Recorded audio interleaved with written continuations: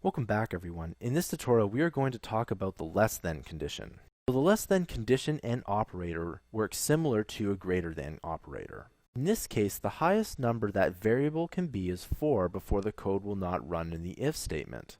Remember that writing down code will help you remember it. You should do it at least once. Also, you can add an equal sign to this operator, making it a less than or equal to operator. This would mean that the number could now be 5 or less for the code in the if statement to run. Just for fun, I want you to add in an else if statement. Make the else if statement greater than or equal to 6. This is what the code should look like. If you're really paying attention, technically you could have gotten away with putting in just an else statement.